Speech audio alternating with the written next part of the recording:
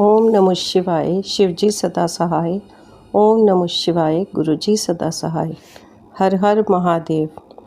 ब्रह्मा जी की मूर्छा, उनके मुख से रुद्रदेव का पारकट्य, सप्राण हुए ब्रह्मा जी के द्वारा 8 नामों से महेश्वर की स्तुति तथा रुद्र की आज्ञा से ब्रह्मा द्वारा सृष्टि रचना।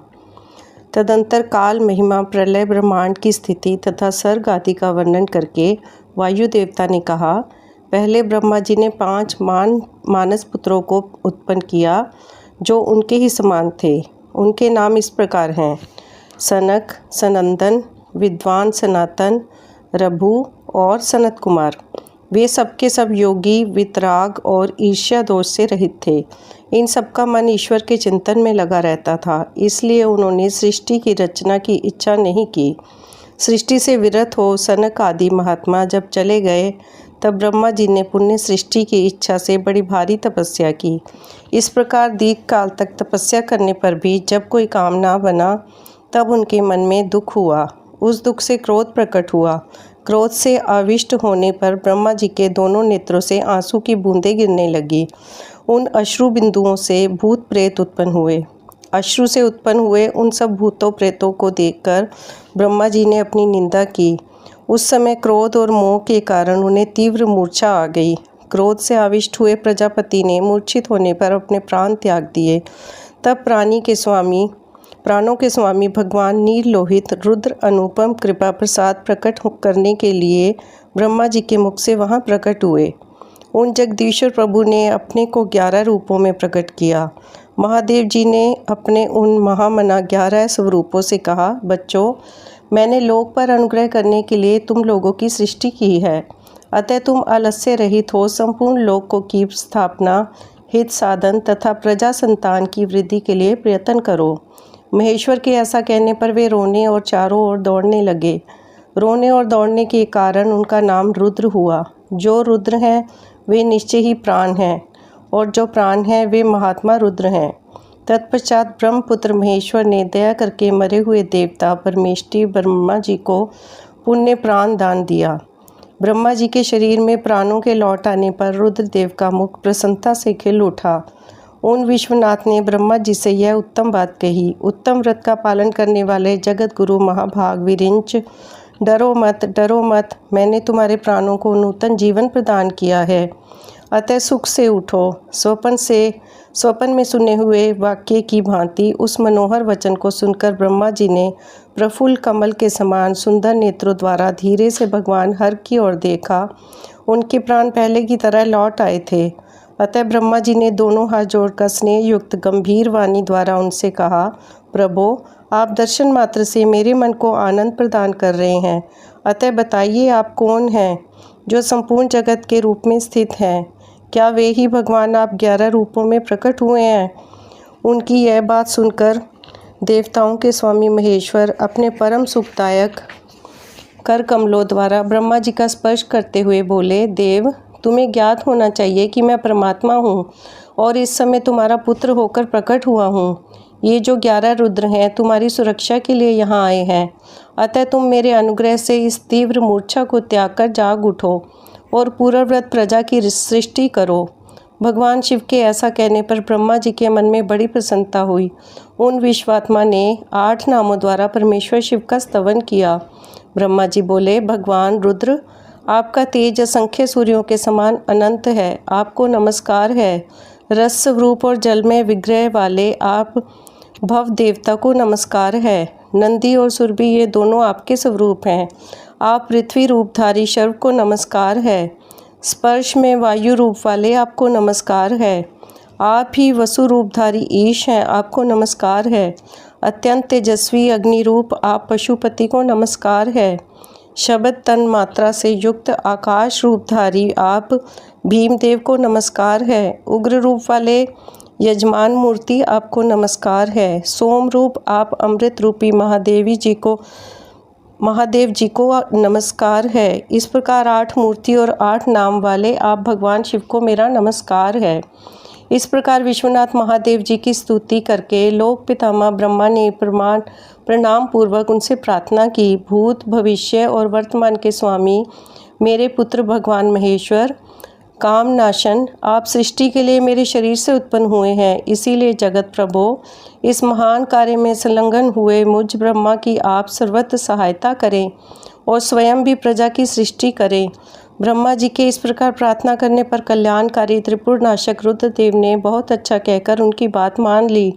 तदंतर प्रसन्न हुए महादेव जी का अभिनंदन करके सृष्टि के लिए उनकी आज्ञा पाकर भगवान ब्रह्मा ने अन्य प्रजाओं की सृष्टि आरंभ की। उन्होंने अपने मन से ही मरीचि, भृगु, अंगिरा, पुलत्स्य, पुलह, कत्रु, अत्रि और वशिष्ठ की सृष्टि की। ये सब ब्रह्मा जी के पुत्र कहे गए हैं। धर्म, संकल्प और रुद्र के साथ इनकी संख्या 12 होती है। ये सब पुराने ग्रस्त हैं। देवगणों सहित इनके 12 दिव्य वंश कहे गए हैं, जो प्रजावान, क्रियावान तथा महर्षियों से अलंकृत हैं। तत्पश्चात जल पर स्थित हुए रुद्र सहित ब्रह्मा जी ने देवताओं, असुरों, पितरों और मनुष्यों की सृष्टि करने का विचार किया। ब्रह्मा जी ने सृष्टि के लिए समाधिस्थ हो अपने चित्त को एकाग्र किया। तत्पश्चात मुख से देवताओं को, कोख से पितरों को, कटी के अगले भाग से असुरों को तथा प्रजनेन्द्रिय से सब मनुष्यों को उत्पन्न किया।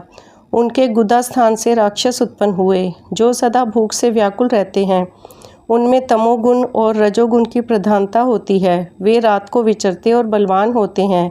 सांप, यक्ष, भूत और गंधर्व ये भी ब्रह्मा जी के अंगों से उत्पन्न हुए हैं। उनके पक्ष भाग से पक्षी हुए। वक्षस्थल से अजंगम प्राणियों का जन्म हुआ। मुख से बकरों और पार्श्व भाग से भुजगम्मों की उत्पत्ति हुई। दोनों पैरों से घोड़े, हाथी, शरभ, नील गायें, मृग, ऊंट, खच्चर, न्यंकू नामक मृग तथा पशु जाति के अन्य प्राणी उत्पन्न हुए। रोमावलियों से औषधियों तथा फल मूलों का पारकट्य हुआ। ब्रह्मा जी के पूर्ववर्ती मुख से गायत्री, छंद, ऋग्वेद, त्रिव्रत, स्तोम, स्थंतर, साम तथा अग्निष्टोम नामक यज्ञ की उत्पत्ति हुई। उनके दक्षिण मुख से यजुर्वेद, त्रिष्टुप, छंद, पंचदश, स्तोम, बृहस्ताम और उक्त नामक यज्ञ की उत्पत्ति हुई। उन्होंने अपने पश्चिम मुख से सामवेद, जगती छंद, सप्तदश, स्तोम, वैरूप्य, साम और अतिरात्र नामक यज्ञ को प्रकट किया। उनके उत्तरवर्ती मुख से एकविंश स्तोम, अथर्ववेद, आप्तोयार्म नामक यम, अनुष्ठुप छंद और वैराज नामक साम का प्रादुर्भाव हुआ। उनके अंगों से और भी बहुत से छोटे बड़े प्राणी उत्पन्न हुए।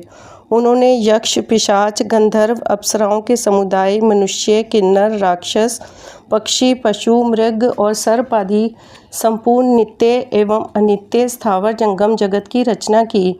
उनमें से जिन्होंने जैसे जैसे कर्म पूर्व कल्पों में अपनाए थे, पुण्य सृष्टि होने पर उन्होंने फिर उन्हीं कर्मों को अपनाया। उस समय वे अपनी पूर्व भावना से भावित होकर हिंसा, अहिंसा से युक्त, मृदु, कठोर, धर्म, अधर्म तथा सत्य और मिथ्या कर्म को अपनाते हैं, क्योंकि पहले की वासना के अनुकूल कर्म ही उन्हें अच्छे लगते हैं। इस प्रकार विधाता ने ही स्वयं इंद्रियों के विषयभूत और शरीर आदि में विभिन्नता एवं व्यवहार की सृष्टि की है। उन पितामह ने कल्प के आरंभ में देवता आदि प्राणियों के नाम, रूप तथा कार्य विस्तार को वेदोक्त वर्णन के अनुसार ही निश्चित किया है। ऋषियों के नाम तथा जीविका साधक कर्म भी उन्होंने वेदों के अनुसार ही निर्दिष्ट किए हैं।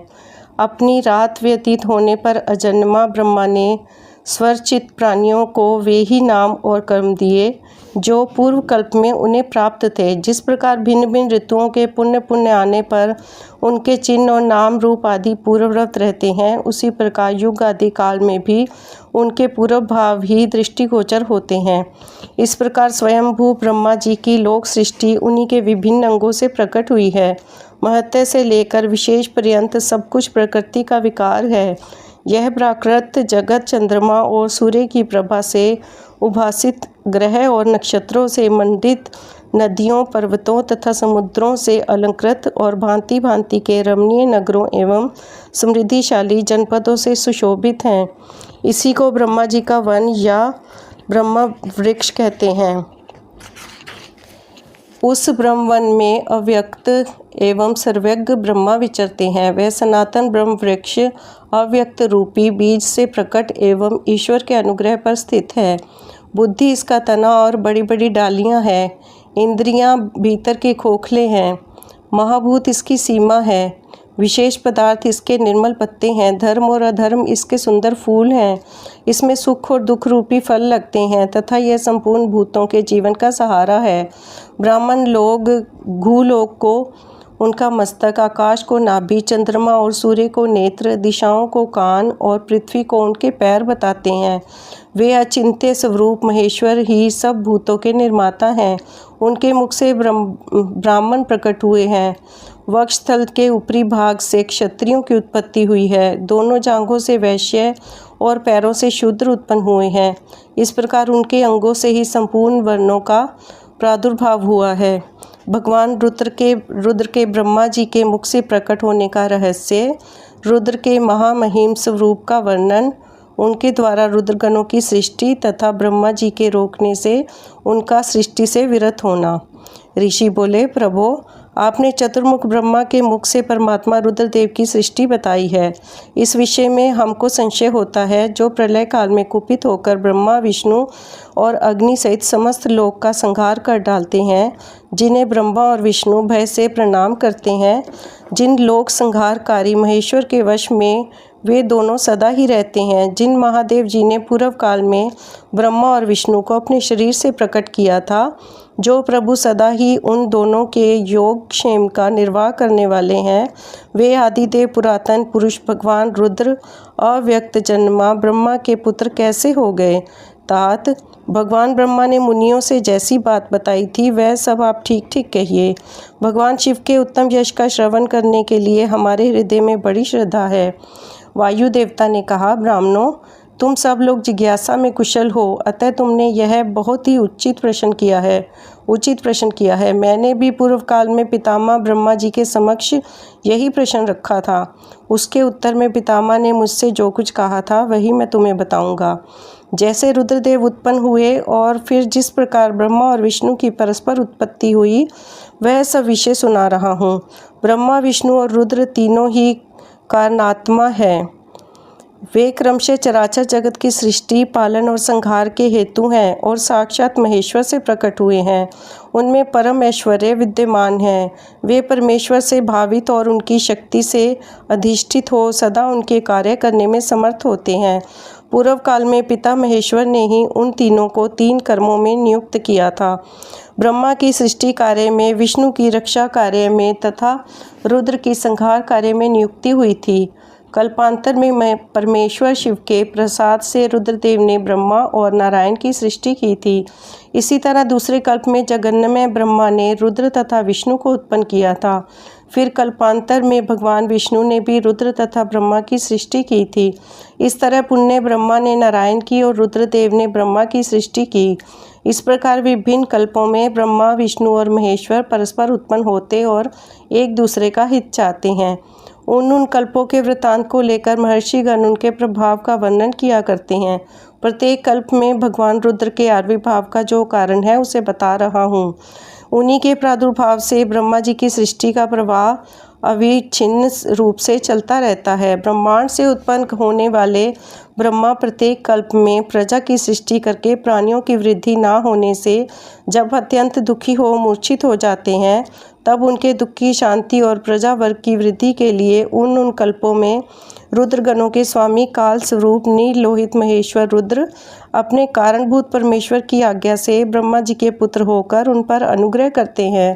वे ही तेजोराशि, अनामय, अनादि, अनंत, धाता, भूत संहारक और सर्वव्यापी भगवान ईश परम ऐश्वर्य से संयुक्त परमेश्वर से भावित और सदा उन्हीं की शक्ति से अधिष्ठित हो उन्हीं के चिन्ह धारण करते हैं। उन्हीं के नाम से प्रसिद्ध हो उन्हीं के समान रूप धारण कर उनके कार्य करने में समर्थ होते हैं।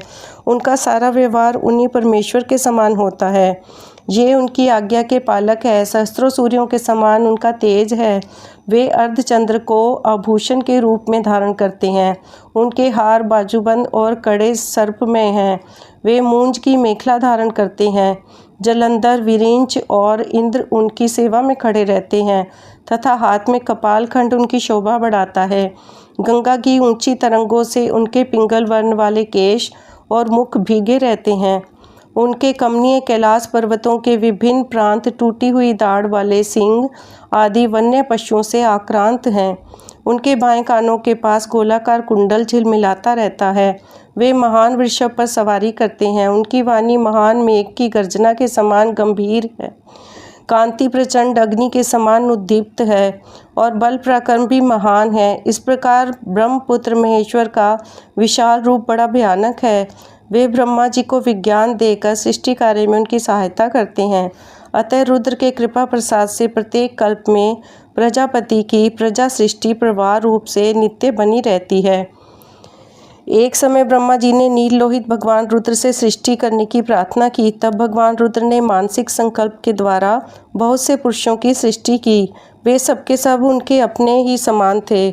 सबने जटाजूट धारण कर रखे थे। सभी निर्भय, नीलकंठ और त्रिनेत्र थे। जरा और मृत्यु उनके पास नहीं पहुंचने पाती थी। चमकीले शूल उनके श्रेष्ठ आयुध थे। उन रुद्रगणों ने संपूर्ण 14 भुवनों को आच्छादित कर लिया था।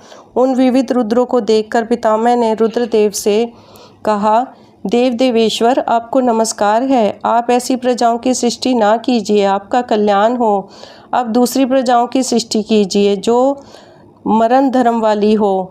ब्रह्मा जी के ऐसा कहने पर परमेश्वर रुद्र उनसे हंसते हुए बोले, मेरी सृष्टि वैसी नहीं होगी। अशुभ प्रजाओं की सृष्टि तुम ही करो। ब्रह्मा जी से ऐसा कहकर संपूर्ण भूतों के स्वामी भगवान रुद्र उन रुद्रगणों के साथ प्रजा की सृष्टि के सारे कार्य से निवृत्त हो गए। ब्रह्मा जी के द्वारा अर्धनारीश्वर रूप की स्तुति तथा उस स्तोत्र की महिमा वायुदेव कहते हैं, जब फिर ब्रह्मा जी की रची हुई प्रजा बढ़ ना सकी तब उन्होंने पुण्य मैथुनी सृष्टि करने का विचार किया। इसके पहले ईश्वर से नारियों का समुदाय प्रकट नहीं हुआ था, इसलिए तब तक पितामह मैथुनी सृष्टि नहीं कर सके थे। तब उन्होंने मन में ऐसा विचार को स्थान दिया जो निश्चित रूप से उनके मनोरथ की सिद्धि में सहायक था। उन्होंने सोचा कि प्रजाओं की वृद्धि के लिए परमेश्वर से ही पूछना चाहिए, क्योंकि उनकी कृपा के बिना ये प्रजाएं बढ़ नहीं सकती। ऐसा सोचकर विश्वात्मा ब्रह्मा ने तपस्या करने की तैयारी की।